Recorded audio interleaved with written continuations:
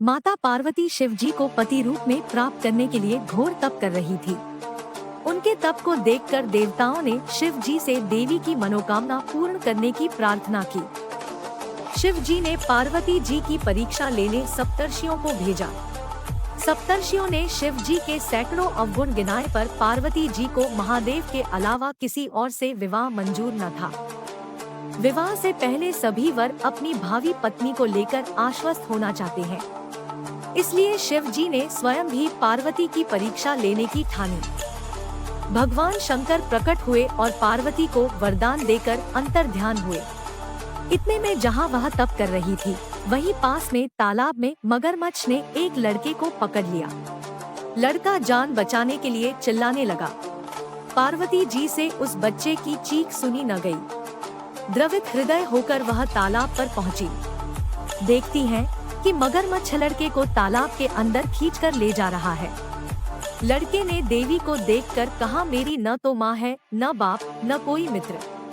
माता, आप मेरी रक्षा करें। पार्वती जी ने कहा, हे ग्राम, इस लड़के को छोड़ दो। मगरमच्छ बोला, दिन के छठे पहर में जो मुझे मिलता है उसे अपना आहार समझकर स्वीकार करना मेरा नियम है। ब्रह्मदेव ने दिन के छठे पहर इस लड़के को भेजा है, मैं इसे क्यों छोड़ूं? पार्वती जी ने विनती की, तुम इसे छोड़ दो, बदले में तुम्हें जो चाहिए वह मुझसे कहो। मगरमच्छ बोला, एक ही शर्त पर मैं इसे छोड़ सकता हूँ। आपने तप करके महादेव से जो वरदान लिया, यदि उस तप का फल मुझे दे दोगी तो मैं इसे छोड़ दूंगा। पार्वती जी तैयार हो गई।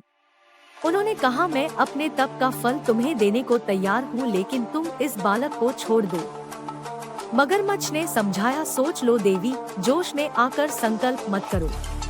हजारों वर्षों तक जैसा तप किया है वह देवताओं के लिए भी संभव नहीं। उसका सारा फल इस बालक के प्राणों के बदले चला जाएगा। पार्वती जी ने कहा, मेरा निश्चय पक्का है, मैं तुम्हें अपने तप का फल देती हूँ, तुम इसका जीवन दे दो। मगरमच्छ ने पार्वती जी से तपदान करने का संकल्प करवाया। तप का दान होते ही मगरमच्छ का देह तेज से चमकने लगा। मगर बोला, हे पार्वती, देखो तप के प्रभाव से मैं तेजस्वी बन गया हूँ। तुमने जीवन भर की पूंजी एक बच्चे के लिए व्यर्थ कर दी। चाहो तो अपनी भूल सुधारने का एक मौका और दे सकता हूँ। पार्वती जी ने कहा, हे ग्राम, तब तो मैं पुण्य कर सकती हूँ, किंतु यदि तुम इस लड़के को निगल जाते तो क्या इसका जीवन वापस मिल जाता? देखते ही देखते वह लड़का अदृश्य हो गया। मगरमच्छ लुप्त हो गया। पार्वती जी ने विचार किया, मैंने तप तो दान कर दिया है, अब पुण्य तप आरंभ करती हूँ। पार्वती ने फिर से तप करने का संकल्प लिया।